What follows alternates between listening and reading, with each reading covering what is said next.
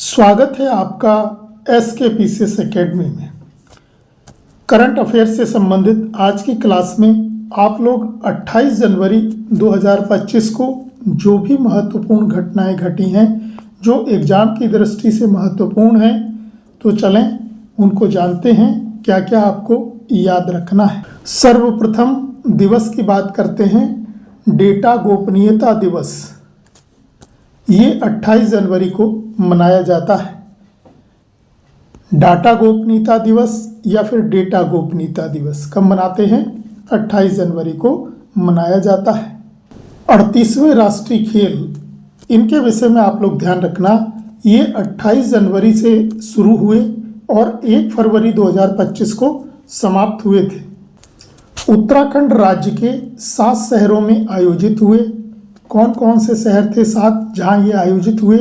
तो देहरादून, हरिद्वार, नैनीताल, हल्द्वानी, रुद्रपुर, शिवपुरी और नई टिहरी। तो इन 7 शहरों में ये आयोजित हुए। इन खेलों का उद्घाटन जो है देहरादून के राजीव गांधी इंटरनेशनल स्टेडियम में प्रधानमंत्री जी द्वारा किया गया। 38वें राष्ट्रीय खेलों का शुभंकर याद रखेंगे, मौली बनाया गया है। मौली जो है वो उत्तराखंड का राज्य पक्षी जो है हिमालयन मोनाल, उसके नाम पर इसका नाम मौली रखा गया है, राज्य पक्षी मोनाल के नाम पर। तेजस्विनी याद रखिएगा, ये मशाल होती है, आधिकारिक मशाल का नाम है। 38वें खेलों की आधिकारिक मशाल क्या नाम है? तेजस्विनी। राजा भालेन सिंह ट्रॉफी, ये ट्रॉफी जो है राष्ट्रीय खेलों में सबसे ज़्यादा स्वर्ण पदक जीतने वाली टीम को दी जाती है। तो ये सर्वाधिक स्वर्ण पदक जीते हैं सेना की टीम ने।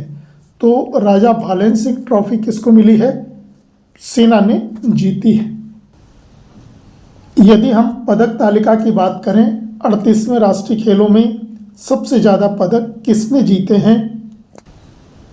तो सेना जो है पदक तालिका में पहले स्थान पर रही है।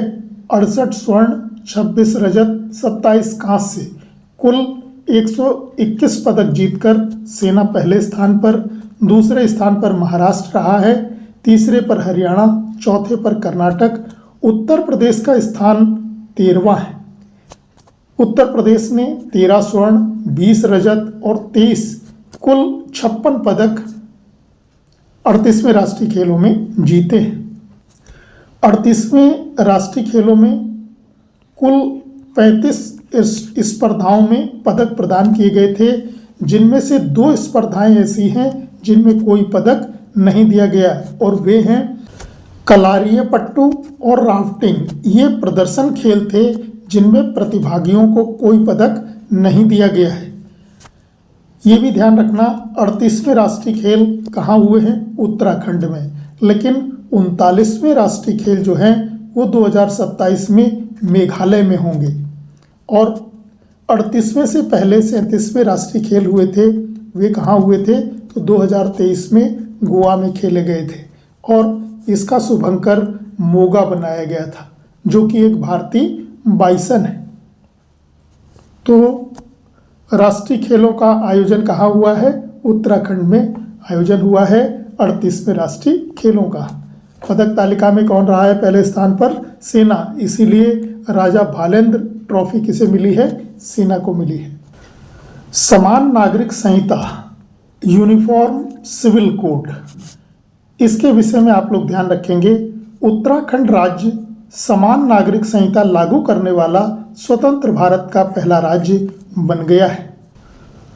दूसरी बात ध्यान रखेंगे, गोवा में आज़ादी से पहले समान नागरिक संहिता लागू है। पुर्तगाली शासन में 1867 में गोवा में समान नागरिक संहिता लागू की गई थी।